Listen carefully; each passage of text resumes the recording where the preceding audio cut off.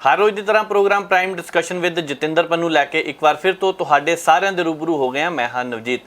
खबरों ਤੇ चर्चा करने ਲਈ सीनियर पत्रकार जतिंदर पन्नू जी हर रोज़ की तरह मेरे नाल ने। सब तो पहला स्वागत करते हैं पंनू साहब, बहुत बहुत स्वागत जी। सत श्री अकाल जी। शुक्रिया नवजीत जी, सत श्री अकाल।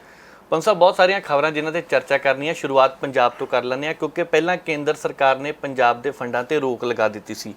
हुण खबर आ रही है कि पंजाब सरकार ने वड्डा फैसला लिया, जिहड़े पेंडू विकास फंड ने उन्हां नूं लैके। इह की फैसला जी?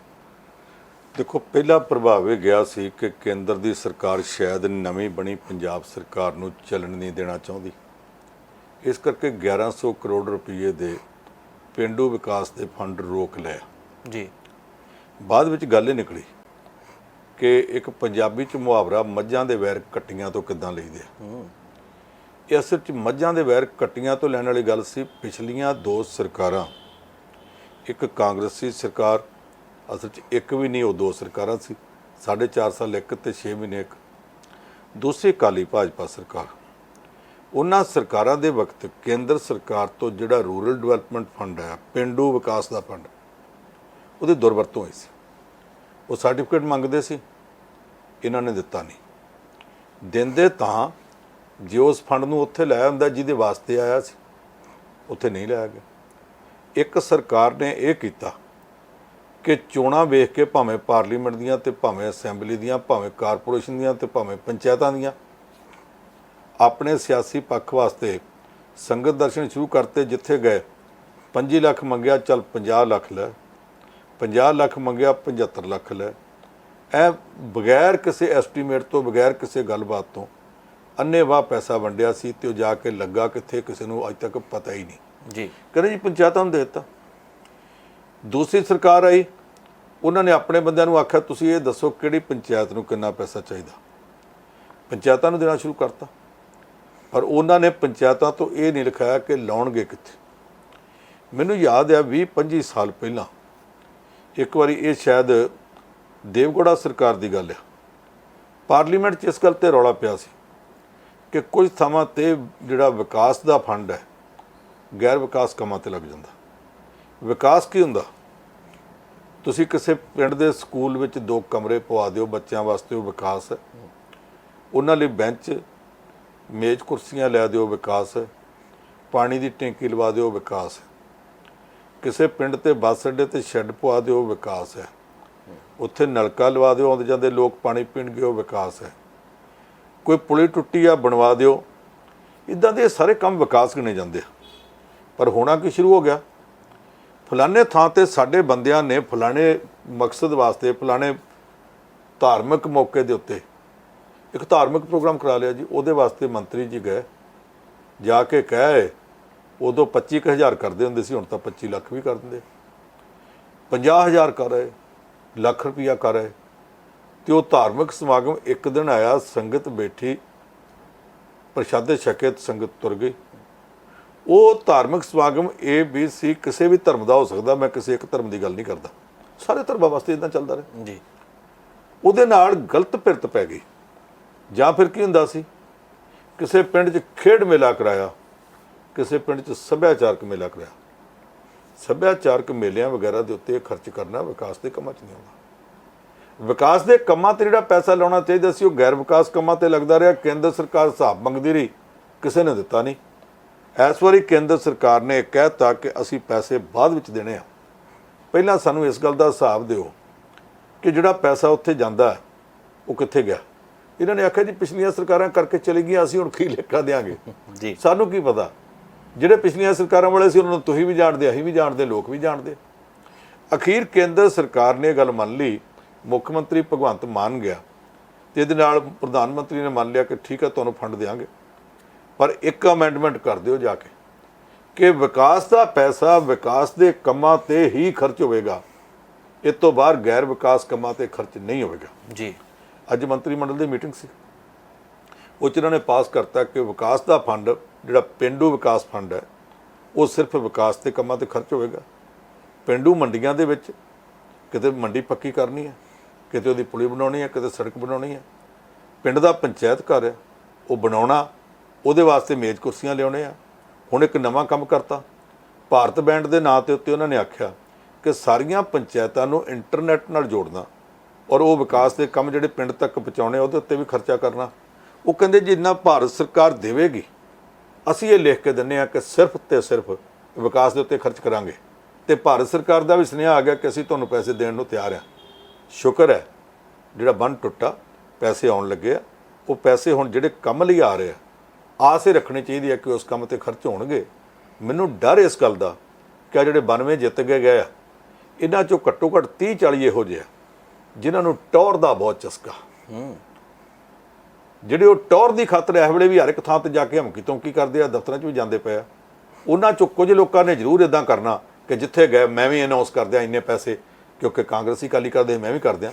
ਜੇ ਇੱਦਾਂ ਕੀਤੇ ਤੇ ਆ ਜਿਹੜੀ ਅੱਜ ਸੋਧ ਕਰ ਦਿੱਤੀ ਗਈ ਹੈ, ਇਹ ਤੋਂ ਬਾਅਦ ਉਹ ਪੈਸੇ ਮਿਲਣੇ ਨਹੀਂ, ਸ਼ਰਮਿੰਦੇ ਹੋ ਕੇ ਇਹਨਾਂ ਨੂੰ ਮੁੜਨਾ ਪਊਗਾ। ਨਹੀਂ, ਇਹ ਸਹੀ ਗੱਲ ਆ, ਵਿਕਾਸ ਦਾ ਕੰਮ ਤਾਂ ਕਰਨਾ ਚਾਹੀਦਾ। ਜਦੋਂ ਤੁਸੀਂ ਟੇਬਲ ਕੁਰਸੀਆਂ ਵਾਲੀ ਗੱਲ ਕੀਤੀ, ਮੈਨੂੰ 2 ਲੀਡਰਾਂ ਦਾ ਚੇਤੇ ਆ ਗਿਆ। ਮੈਂ ਕਿਹਾ ਵਿਕਾਸ ਤਾਂ ਉਹ ਵੀ ਕਰਦੇ ਰਹੇ, ਚਲੋ ਘਰਾਂ ਦੇ ਵਿੱਚ ਹੀ ਕੁਝ ਲੈ ਗਏ ਸੀਗੇ, ਬਾਅਦ ਚ ਚਲੋ ਉਹ ਲੈ ਗਏ ਜਿਹੜੇ, ਛੱਡੋ ਉਹਨਾਂ ਨੂੰ, ਹੁਣ ਬਦਨਾਮੀ ਬਥੇਰੀ ਹੋ ਗਈ, ਉਹ ਗੱਲ ਨਹੀਂ ਕਰਨੀ। ਪਰ ਸਾਹਿਬ ਅਮਰੀਕਾ ਦੀ ਗੱਲ ਕਰਦੇ ਆ, ਫਿਰ ਅਮਰੀਕਾ ਵਿੱਚ ਹੇਟ ਕ੍ਰਾਈਮ ਲਗਾਤਾਰ ਵੱਧਦਾ ਜਾ ਰਿਹਾ ਹੈ। ਪਿਛਲੇ 1 ਹਫ਼ਤੇ ਤੋਂ ਗੋਲੀਆਂ ਚੱਲ ਰਹੀਆਂ ਨੇ, ਲੋਕਾਂ ਦੀ ਮੌਤ ਹੋ ਰਹੀ ਹੈ। ਦੂਸਰੇ ਪਾਸੇ 2 ਸਿੱਖ ਨੌਜਵਾਨਾਂ ਤੇ ਹਮਲਾ ਹੋਇਆ। ਇਹ ਕਿਵੇਂ ਦੇਖਦੇ ਆ ਦੋਨੇ ਘਟਨਾਵਾਂ ਨੂੰ? ਦੇਖੋ, ਜਿਹੜੇ 2 ਸਿੱਖ ਭਰਾਵਾਂ ਦੇ ਉੱਤੇ ਹਮਲਾ ਹੋਇਆ, ਦੋਵੇਂ ਆਪੋ 'ਚ ਮੈਨੂੰ ਨਹੀਂ ਪਤਾ ਇੱਕ ਦੂਜੇ ਨੂੰ ਜਾਣਦੇ ਕਿ ਨਹੀਂ ਜਾਣਦੇ। ਸਾਡੇ ਵਾਸਤੇ ਸਿੱਖ ਭਰਾ ਨੇ ਜੀ, ਪੰਜਾਬੀ ਨੇ, ਭਾਰਤੀ ਮੂਲ ਦੇ ਨੇ, ਸਾਡੀਆਂ ਹਮਦਰਦੀਆਂ ਉਹਨਾਂ ਨਾਲ। ਇਹ ਮਾਮਲਾ ਹੇਟ ਕ੍ਰਾਈਮ ਦਾ, ਜਿਹੜੀ ਗੋਲੀ ਚੱਲਦੀ ਪਈ ਆ ਉਹਦਾ ਅਜੇ ਇਹ ਨਹੀਂ ਪਤਾ ਕਿ ਹੇਟ ਕ੍ਰਾਈਮ ਦਾ ਮਾਮਲਾ ਕਿ ਅੱਤਵਾਦ ਦਾ ਮਾਮਲਾ। ਜੀ, ਪਹਿਲਾਂ ਨਿਊਯਾਰਕ ਦੇ ਵਿੱਚ ਉੱਥੇ ਸਬਵੇ ਸਟੇਸ਼ਨ ਦੇ ਉੱਤੇ ਜਾ ਕੇ ਗੋਲੀ ਚਲਾਤੀ ਇੱਕ ਬੰਦੇ ਨੇ।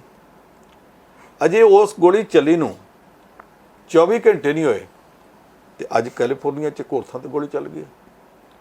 ਅਮਰੀਕਾ ਦੇ ਵਿੱਚ ਗੋਲੀ ਚੱਲਣਾ ਇਹ ਬੜੀ ਸਧਾਰਨ ਜੀ ਗੱਲ ਬਣ ਗਈ ਹੈ। ਕਈ ਥਾਵਾਂ ਦੇ ਉੱਤੇ ਉਹਨਾਂ ਦੇ ਸਿਰਫਿਰੇ ਬੰਦੇ ਆਪਣੇ ਵੀ ਕਿਸੇ ਨਾ ਕਿਸੇ ਗੱਲ ਤੋਂ ਉੱਠ ਕੇ ਗੋਲੀ ਚਲਾ ਦਿੰਦੇ।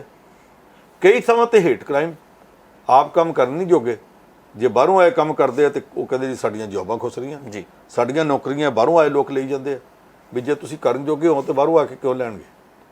ਇੱਥੇ ਪੰਜਾਬ ਦੇ ਵਿੱਚ ਇੰਨੇ ਪੂਰਬੀਏ ਮਜ਼ਦੂਰ ਆਉਂਦੇ ਆ। ਉਹਨਾਂ ਪੂਰਬੀਏ ਮਜ਼ਦੂਰ, ਅਸੀਂ ਉਹਨਾਂ ਨੂੰ ਪੂਰਬੀਏ ਇਸ ਕਰਕੇ ਕਹਿੰਦੇ ਕਿਉਂਕਿ ਪੂਰਬ ਵੱਲੋਂ ਆਉਂਦੇ ਆ। ਉਹਨਾਂ 'ਚ ਯੂਪੀ ਦੇ ਵੀ ਆ, ਬਿਹਾਰ ਦੇ ਵੀ ਆ, ਝਾਰਖੰਡ ਦੇ ਵੀ ਆ, ਛੱਤੀਸਗੜ੍ਹ ਦੇ ਵੀ ਆ, ਨੇਪਾਲ ਦੇ ਵੀ ਨੇ ਜੀ।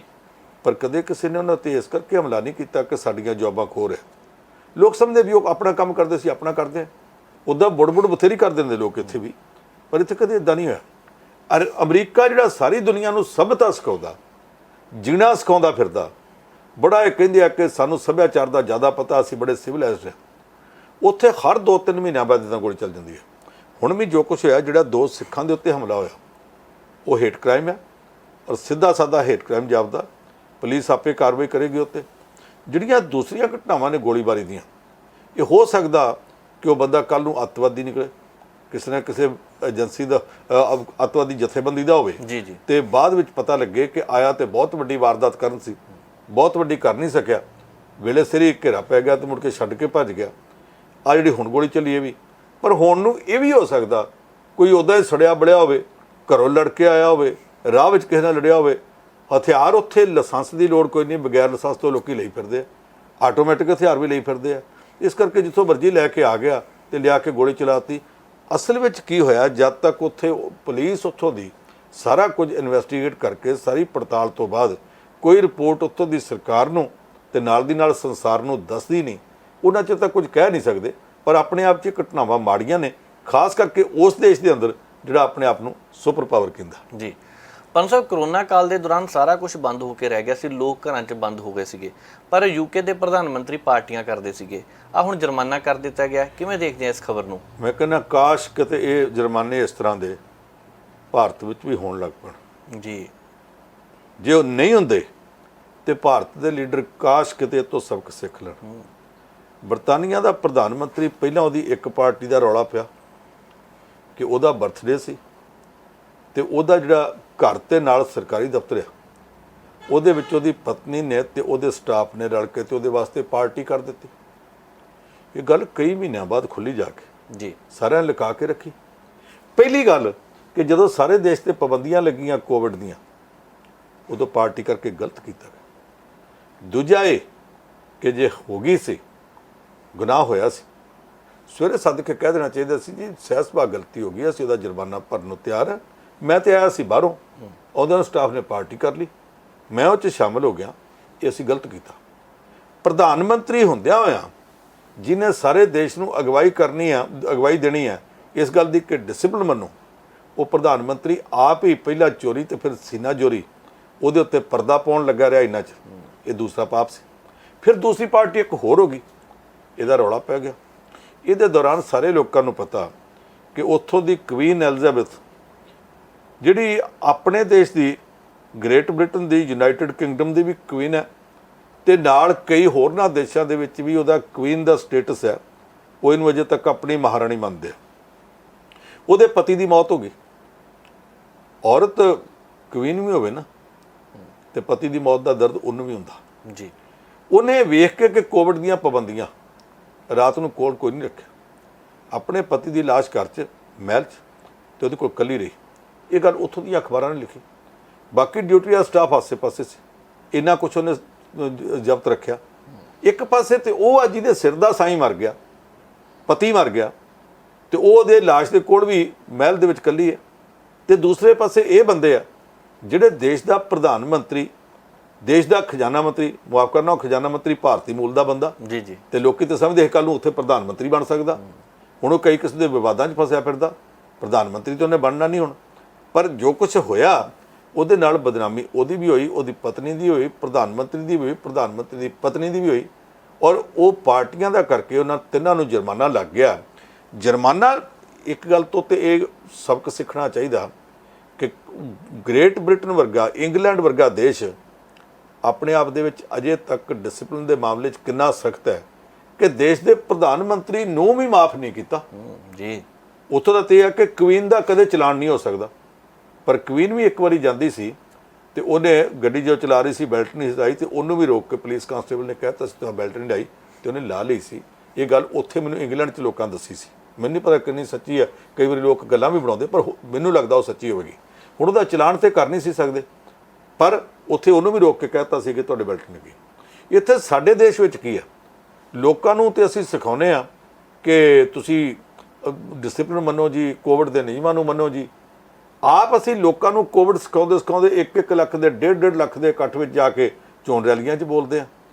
ਇਹਦੇ ਨਾਲ ਫਿਰ ਜਿਹੜਾ ਹੈਗਾ ਵੀ ਆਪ ਨਾ ਵੰਝੇ ਸਹੁਰੀ ਤੇ ਲੋਕਾਂ ਮੱਤੀ ਦੇ, ਆਪ ਕੋਈ ਅਕਲ ਦੀ ਗੱਲ ਕਰਨੀ ਨਹੀਂ, ਲੋਕਾਂ ਨੂੰ ਅਸੀਂ ਅਕਲ ਵੰਡਦੇ ਰਹੇ।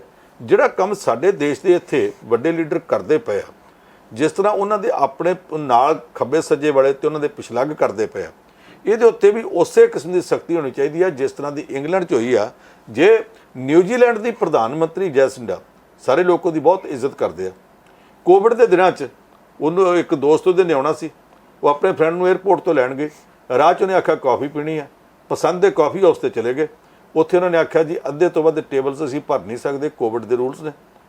ਇਸ ਵੇਲੇ ਅੱਧੇ ਸਾਡੇ ਭਰੇ ਪਏ ਆ, ਜੇ ਤੁਸੀਂ ਕਾਫੀ ਪੀਣੀ ਹੈ ਜਾਂ ਤਾਂ ਕਿਤੇ ਹੋਰ 'ਤੇ ਚਲ ਜਾਓ ਜਾਂ ਤੁਹਾਨੂੰ ਵੇਟ ਕਰਨੀ ਪਏਗੀ ਜੀ। ਜੇ ਸਾਡਾ ਦੇਸ਼ ਹੁੰਦਾ ਤੇ ਉਹਨਾਂ ਨੇ ਆਖਣਾ ਸੀ ਤੁਸੀਂ ਨਾ ਬੈਠੋ ਰੈਸਟੋਰੈਂਟ 'ਚ, ਸਾਡੇ ਮੈਨੇਜਰ ਦੇ ਆਫਿਸ ਵਿੱਚ ਬਹਿ ਕੇ ਤੁਹਾਨੂੰ ਪਿਆ ਦਿੰਦੇ ਆ। ਉਹਨਾਂ ਨੇ ਇਹੋ ਜਿਹੀ ਕੋਈ ਆਫਰ ਨਹੀਂ ਸੀ। ਅੱਧਾ ਘੰਟਾ ਦੇਸ਼ ਦੀ ਪ੍ਰਧਾਨ ਮੰਤਰੀ ਬਾਹਰ ਖੜੀ ਰਹੀ। ਪਰ ਸਾਡੇ ਤੇ ਇੱਥੇ ਭਾਰਤ ਵਿੱਚ ਨਹੀਂ ਹੁੰਦਾ। ਸਾਡੇ ਤੇ ਇੱਥੇ ਸਰਪੰਚ ਵੀ ਜਾਵੇ, ਆ ਕਿਸੇ ਸ਼ਹਿਰ ਦਾ ਕੋਈ ਵਾਰਡ ਦਾ ਕਾਉਂਸਲਰ ਚੱਲ ਜਾਵੇ ਤੇ ਉਹ ਵੀ ਤਰਤੱਲੀ ਮਚਾ ਦਿੰਦਾ ਕਿ ਮੈਂ ਆਇਆ ਤੇ ਤੁਹਾਡੀ ਜ਼ਰੂਰਤ ਕਿੱਦਾਂ ਪੈ ਗਈ ਇੱਦਾਂ ਕਰਦੀ। ਸੋ ਜੋ ਕੁਛ ਇੰਗਲੈਂਡ ਵਾਲਿਆਂ ਨੇ ਕੀਤਾ, ਮੈਂ ਸਮਝਦਾ ਉਹਦੇ ਤੋਂ ਭਾਰਤ ਦੇ ਲੋਕਾਂ ਨੂੰ ਵੀ, ਖਾਸ ਕਰਕੇ ਭਾਰਤ ਦੇ ਲੀਡਰਾਂ ਨੂੰ ਅਕਲ ਸਿੱਖਣੀ ਚਾਹੀਦੀ ਆ। ਨਿਯਮ ਨੂੰ ਨਿਯਮ ਸਮਝ ਕੇ ਉਹਦੀ ਪਾਲਣਾ ਕਰਨੀ ਚਾਹੀਦੀ ਆ। ਦੇਸ਼ ਉੱਦਾਂ ਨਹੀਂ ਚੱਲ ਸਕਦੇ। ਕਾਸ਼ ਕਿਤੇ ਸਾਡੇ ਭਾਰਤ ਦੇ ਲੀਡਰ ਇਹਨਾਂ ਗੱਲਾਂ ਤੋਂ ਅਕਲ ਸਿੱਖ ਸਕਦੇ। ਇਹ ਕੱਲ੍ਹ ਨੂੰ ਉਹਦੀ ਚਰਚਾ ਕਰਨਗੇ, ਚਸਕੇ ਲੈਣਗੇ, ਪਰ ਸਿੱਖਣਗੇ ਬਿਲਕੁਲ ਨਹੀਂ, ਕਿਉਂਕਿ ਸਿੱਖਣਾ ਇਹਨਾਂ ਦੀ ਖਸਲ ਵਿੱਚ ਹੈ ਹੀ ਨਹੀਂ। ਇੱਕ ਉਹ ਉਰਦੂ ਦਾ ਸ਼ੇਰ ਆ, ਜਿਵੇਂ ਜ਼ੁੰਬਦ ਕਿ ਜ਼ੁੰਬਦ ਨਾ ਜ਼ੁੰਬਦ ਗੁਲ ਮੁਹੰਮਦ। ਇਹਦਾ ਮਤਲਬ ਧਰਤੀ ਘੁੰਮਦੀ ਤੇ ਘੁੰਮ ਜਾਵੇ, ਗੁਲ ਮੁਹੰਮਦ ਤੇ ਆਪਣੇ ਹਿਸਾਬ ਤੇ ਆਪਾਂ ਨਹੀਂ ਬਦਲਣਾ। ਮੈਨੂੰ ਲੱਗਦਾ ਹੈ ਕਿ ਇਹਨਾਂ ਫਿਰ ਵੀ ਨਹੀਂ ਬਦਲਣਾ। ਧਰਤੀ ਘੁੰਮੀ ਜਾਵੇ, ਅਗਲੇ ਕਹਿੰਦੇ ਘੁੰਮੀ ਜਾਂਦੀ ਪਈ ਹੈ। ਪਨੂ ਸਾਹਿਬ, ਖਬਰ ਅਗਲੀ ਕਰਦੇ ਆ ਕਰਨਾਟਕ ਤੋਂ ਹੈ। ਕਰਨਾਟਕ ਤੋਂ ਇਹ ਆਵਾਜ਼ ਉੱਠੀ ਹੈ ਕਿ ਮੁਸਲਮਾਨਾਂ ਦੇ ਖਿਲਾਫ ਬੋਲਣਾ ਬੰਦ ਕਰੋ। ਭਾਜਪਾ ਦੇ ਵਿੱਚੋਂ ਆਵਾਜ਼ ਉੱਠੀ ਹੈ। ਇਹ ਪਹਿਲੀ ਵਾਰ ਹੈ, ਨਹੀਂ ਤਾਂ ਸੁਣਨੇ ਨੂੰ ਇਹੀ ਮਿਲਦਾ ਕਦੀ ਸਪੀਕਰ ਬੰਦ ਕਰਾ ਦਿਓ ਤੇ ਕਦੀ ਕੁਛ ਪਾਬੰਦੀਆਂ ਲਗਾ ਦਿਓ। ਦੇਖੋ, ਕਰਨਾਟਕਾ 'ਚ ਪਿਛਲਿਆਂ ਦਿਨਾਂ 'ਚ ਇੱਕ ਵਿਵਾਦ ਛਿੜਿਆ ਸੀ ਕਿ ਕਾਲਜਾਂ ਵਿੱਚ ਮੁਸਲਮਾਨ ਕੁੜੀਆਂ ਹਿਜਾਬ ਪਾ ਕੇ ਨਹੀਂ ਆ ਸਕਦੀਆਂ। ਉੱਥੋਂ ਦੀ ਸਰਕਾਰ ਵੀ ਇਸੇ ਰੌਂ 'ਚ ਬਹਿ ਗਈ। ਬੰਦੇ ਉਹਨਾਂ ਦੇ ਜਿਨ੍ਹਾਂ ਨੇ ਗੱਲ ਚੁੱਕੀ ਸੀ। ਭਾਜਪਾ ਦੀ ਨੀਤੀ ਉੱਦਾਂ ਵੀ ਆਮ ਤੌਰ 'ਤੇ ਥੋੜ੍ਹੀ ਜਿਹੀ ਐਂਟੀ ਮੁਸਲਿਮ ਮੰਨੀ ਜਾਂਦੀ ਹੈ ਜੀ, ਥੋੜ੍ਹੀ ਜਿਹੀ ਕਿ ਵਾਹਵਾ ਮੰਨੀ ਜਾਂਦੀ ਹੈ। ਇਹਨਾਂ ਨੇ ਵੀ ਕਹਿ ਦਿੱਤਾ ਇਹ ਤਾਂ ਜੀ ਵਰਦੀ ਚੱਕ ਹਿਜਾਬ ਨਹੀਂ ਪਾ ਕੇ ਆਉਣਗੀਆਂ। ਉਹ ਕਹਿੰਦੇ ਵਰਦੀ ਹੁੰਦੀ ਆ ਨਰਸਰੀ ਕੇਜੀ ਦੀ 8ਵੀਂ 10ਵੀਂ ਦੀ ਸਕੂਲ ਟਾਈਮ ਤੱਕ ਹੁੰਦੀ ਹੈ, ਕਾਲਜ ਵਿੱਚ ਤਾਂ ਕੋਈ ਯੂਨੀਫਾਰਮ ਹੁੰਦੀ ਨਹੀਂ। ਉੱਥੇ ਕਿੱਦਾਂ ਤੁਸੀਂ ਕਹਿ ਸਕਦੇ ਵੀ ਕਾਲਜ ਵਿੱਚ ਵੀ ਉਹ ਪਾ ਕੇ ਨਹੀਂ ਆ ਸਕਦੇ, ਔਰ ਉਹ ਆਪਣੀ ਥਾਂ ਤੇ ਖੜੇ ਰਹੇ ਸੀ। ਗੱਲ ਵੱਧਦੀ ਬੜੀ ਦੂਰ ਤੱਕ ਚਲੀ ਗਈ, ਅਦਾਲਤਾਂ ਤੱਕ ਚਲੀ ਗਈ। ਅਦਾਲਤਾਂ ਦੇ ਵਿੱਚੋਂ ਵੀ ਇਹ ਆਰਡਰ ਲਿਆਂਦਾ ਕਿ ਯੂਨੀਫਾਰਮ ਤੇ ਯੂਨੀਫਾਰਮ ਹੈ, ਇਹਨੂੰ ਨਹੀਂ ਬਦਲਿਆ ਜਾ ਸਕਦਾ। ਜੇ ਕਾਲਜ ਜਾਂ ਕੋਈ ਦੂਸਰਾ ਯੂਨੀਵਰਸਿਟੀ ਵਗੈਰਾ ਆਪਣਾ ਕੋਈ ਡਿਸਪਲਿਨ ਮੇਨਟੇਨ ਕਰੇ ਕਿ ਫਲਾਣੀ ਚੀਜ਼ ਨਹੀਂ ਪਾਉਣੀ, ਤੇ ਉਹ ਮੰਨ ਲੈਣਾ ਚਾਹੀਦਾ। ਹੁਣ ਇਹਦੇ ਉੱਤੇ ਸਵਾਲ ਇਹ ਉੱਠ ਪਿਆ ਸੀ ਕਿ ਅੱਜ ਉੱਤੇ ਕਹਿੰਦੇ ਆ, ਕੱਲ੍ਹ ਨੂੰ ਦੂਸਰੇ ਧਰਮਾਂ 'ਤੇ ਕਹਿਣਗੇ। ਸਾਡੀ ਇੱਕ ਸਿੱਖ ਲੜਕੀ ਉੱਥੇ ਸਿਰ 'ਤੇ ਦਸਤਾਰ ਸਜਾ ਕੇ ਜਾਂਦੀ ਸੀ, ਉਹਨੂੰ ਰੋਕ ਦਿੱਤਾ ਗਿਆ। ਬਾਅਦ ਵਿੱਚ ਮੰਨ ਲਿਆ ਕਿ ਇਹਨੂੰ ਨਹੀਂ ਰੋਕਦੇ, ਉਹਨੂੰ ਦੂਸਰਿਆਂ ਨੇ ਮੁੱਦਾ ਬਣਾ ਲਿਆ ਕਿ ਇਹਨੂੰ ਨਹੀਂ ਰੋਕਿਆ ਤਾਂ ਸਾਨੂੰ ਕਿਉਂ ਰੋਕਦੇ ਆ। ਇਹ ਤੋਂ ਵੱਧ ਦੀ ਗੱਲ ਇੱਥੇ ਚਲੀ ਗਈ ਕਿ ਜਿੱਥੇ ਕਿਤੇ ਕੋਈ ਹਿੰਦੂ ਧਾਰਮਿਕ ਫੰਕਸ਼ਨ ਹੋ ਰਿਹਾ, ਉਤਸਵ ਹੋ ਰਿਹਾ, ਕੋਈ ਮੇਲਾ ਹੋ ਰਿਹਾ, ਉੱਥੇ ਕੋਈ ਹਿੰਦੂ ਦੁਕਾਨਦਾਰ ਆ ਕੇ, ਮੁਸਲਮਾਨ ਦੁਕਾਨਦਾਰ ਆ ਕੇ ਦੁਕਾਨ ਵੀ ਨਹੀਂ ਮੇਲੇ ਚਲਾ ਸਕਦਾ। ਹੁਣ ਮੈਨੂੰ ਇਹ ਪਤਾ ਕਿ ਬਹੁਤ ਸਾਰੀਆਂ ਥਾਵਾਂ 'ਤੇ ਪੂਜਾ ਵਾਸਤੇ ਦੇਵੀ ਮਾਤਾ ਦੀਆਂ ਤੇ ਦੇਵਤਿਆਂ ਦੀਆਂ ਮੂਰਤੀਆਂ ਬਣਾਉਣ ਦਾ ਕੰਮ ਮੁਸਲਮਾਨ ਕਰਦੇ ਆ। ਰਾਮਲੀਲਾ ਆਉਂਦੀ ਆ, ਰਾਵਣ ਦੇ ਬੁੱਤ ਕਈ ਸ਼ਹਿਰਾਂ 'ਚ ਬਣਾਉਣ ਵਾਲੇ ਮੁਸਲਮਾਨ ਨੇ, ਉਹ ਦੂਸਰਿਆਂ ਨਾਲੋਂ ਵਧੀਆ ਬਣਾਉਂਦੇ, ਇਸ ਕਰਕੇ ਉਹਨਾਂ ਤੋਂ ਬਣਵਾਏ ਜਾਂਦੇ ਆ।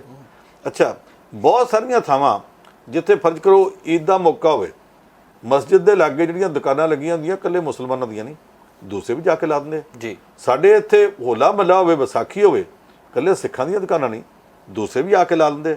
ਕਰਨਾਟਕਾ 'ਚ ਇਸ ਵਾਰੀ ਇਹ ਸੱਦਾ ਦੇ ਦਿੱਤਾ ਕਿ ਮੰਦਰਾਂ ਦੇ ਲਾਗੇ ਧਾਰਮਿਕ ਉਤਸਵ ਦੇ ਮੌਕੇ ਦੇ ਉੱਤੇ ਮੁਸਲਮਾਨ ਦੀ ਦੁਕਾਨ ਨਹੀਂ ਲੱਗਣ ਦੇਣੀ। ਹੁਣ ਇਹਦੇ ਖਿਲਾਫ ਕਰਨਾਟਕਾ ਦਾ ਸਾਬਕਾ ਮੁੱਖ ਮੰਤਰੀ YS ਯੈਦਿਊਰੱਪਾ ਭਾਜਪਾ ਦਾ ਹੀ ਲੀਡਰ ਹੈ, ਔਰ ਕਰਨਾਟਕਾ 'ਚ ਭਾਜਪਾ ਦੇ ਪੈਰ ਵੀ ਉਸੇ ਲਵਾਏ ਸੀ ਜਦ ਤੱਕ ਉਹ ਮੁੱਖ ਮੰਤਰੀ ਨਹੀਂ ਬਣਿਆ। ਭਾਜਪਾ ਦੇ ਪੈਰ ਉਸ ਰਾਜ ਵਿੱਚ ਨਹੀਂ ਸੀ ਲੱਗੇ। ਉਹ YS ਯੈਦਿਊਰੱਪਾ ਨੇ ਸਭ ਤੋਂ ਪਹਿਲਾਂ ਆਖਿਆ ਕਿ ਤੁਸੀਂ ਗਲਤ ਕਰਦੇ ਪਏ ਆ। ਮੈਂ ਚਾਹੁੰਦਾ ਕਿ ਕਰਨਾਟਕਾ ਦੇ ਵਿੱਚ ਹਿੰਦੂ ਤੇ ਮੁਸਲਮ ਦੋਵੇਂ ਆਪਸ ਵਿੱਚ ਮਿਲ ਕੇ ਇਸ ਤਰ੍ਹਾਂ ਰਹਿਣ ਜਿਵੇਂ ਇੱਕੋ ਮਾਂ ਦੇ ਦੋ ਬੱਚੇ ਹੁੰਦੇ ਆ ਜੀ। ਉਹਦੀ ਇਸ ਗੱਲ ਤੋਂ ਬਾਅਦ ਭਾਜਪਾ ਦੇ ਅੰਦਰੋਂ 3-4 ਲੀਡਰ ਹੋਰ ਬੋਲੇ ਆ, ਜਿਨ੍ਹਾਂ ਨੇ ਆਖਿਆ ਕਿ ਜੇ ਅਸੀਂ ਇਸ ਤਰ੍ਹਾਂ ਦੇ ਧਾਰਮਿਕ ਮਤਭੇਦ ਲਗਾਤਾਰ ਵਧਾਈ ਗਏ, ਉਹਦਾ ਨਤੀਜਾ ਇਹ ਨਿਕਲੇਗਾ ਕਿ ਸਾਡੇ ਇਸ ਕਰਨਾਟਕਾ ਦੇ ਵਿੱਚ ਅਮਨ ਕਾਨੂੰਨ ਦੀ ਖਰਾਬੀ ਦੀ ਸਥਿਤੀ ਪੈਦਾ ਹੋਵੇਗੀ। ਅਸੀਂ ਸਾਰੇ ਭੁਗਤਾਂਗੇ, ਇਹ ਕੰਮ ਨਾ ਕਰੋ। ਜਿੱਥੇ ਜਿਸ ਤਰ੍ਹਾਂ ਅੱਗੇ ਕੰਮ ਚੱਲਦਾ, ਜੇ ਹਿੰਦੂ ਧਾਰਮਿਕ ਮੇਲਿਆਂ ਦੇ ਉੱਤੇ ਮੁਸਲਮਾਨ ਨੂੰ ਅੱਗੇ ਦੁਕਾਨਾਂ ਲਾਉਂਦੇ ਰਹੇ ਤੇ ਹੁਣ ਵੀ ਲੱਗਣ ਦਿਓ, ਹੁਣ ਕਿਉਂ ਰੋਕਦੇ ਆ? ਜੇ ਮੁਸਲਮਾਨਾਂ ਦਾ ਕੋਈ ਮੌਕਾ ਹੋਵੇ ਤੇ ਉੱਥੇ ਜਾ ਕੇ ਹਿੰਦੂ ਹੁਣ ਤੱਕ ਦੁਕਾਨਾਂ ਲਾਉਂਦੇ ਰਹੇ ਤੇ ਲਾਉਣ ਦਿਓ, ਨਾ ਰੋਕੋ। ਇਹ ਜਿਹੜੀ ਆਵਾਜ਼ ਇਸ ਵਾਰੀ ਉੱਠੀ ਆ, ਮੈਂ ਸਮਝਦਾ ਸੁਲੱਖਣੀ ਆਵਾਜ਼ ਆ। ਇਸ ਆਵਾਜ਼ ਤੋਂ ਸਾਨੂੰ ਥੋੜੀ ਜਿਹੀ ਇਹ ਆਸ ਵੱਝਦੀ ਆ ਕਿ ਜੇ ਉੱਥੇ ਉੱਠੀ ਆ ਤੇ ਬਾਕੀ ਸੂਬਿਆਂ 'ਚ ਵੀ ਉੱਠੇਗੀ। ਖਾਸ ਕਰਕੇ ਉੱਤਰ ਪ੍ਰਦੇਸ਼, ਮੱਧ ਪ੍ਰਦੇਸ਼, ਗੁਜਰਾਤ, ਇਹ 3-4 ਸੂਬੇ ਇਹੋ ਜਿਹੇ ਆ ਜਿੱਥੇ ਇਸ ਵਾਰੀ ਫਿਰਕੂਪੁਣਾ ਬਹੁਤ ਸਿਖਰਾਂ ਨੂੰ ਛੋਈ ਜਾ ਰਿਹਾ, ਔਰ ਉਹ ਜਿਹੜੀਆਂ ਗੱਲਾਂ ਕਰਦੇ ਪਏ ਉਹਨਾਂ ਨੂੰ ਹੁਣ ਕਰਨਾਟਕਾ ਤੋਂ ਬਾਅਦ ਕੁਝ ਨਾ ਕੁਝ ਸੋਝੀ ਆਉਣੀ ਚਾਹੀਦੀ ਹੈ ਕਿ ਜੇ ਦੇਸ਼ ਵਸਦਾ ਰੱਖਣਾ ਤੇ ਸਾਰਿਆਂ ਨੂੰ ਨਾਲ ਲੈ ਕੇ ਚੱਲਣਾ ਪੈਣਾ, ਨਹੀਂ ਤੇ ਮੁਸ਼ਕਲ ਆਉਣਗੀਆਂ। ਪੰਜ ਸਾਹਿਬ, ਭਾਰਤ ਤੇ ਅਮਰੀਕਾ ਨੇ ਪਾਕਿਸਤਾਨ ਨੂੰ ਕਿਹਾ ਕਿ ਅੱਤਵਾਦ ਨੂੰ ਕੰਟਰੋਲ ਕੀਤਾ ਜਾਵੇ।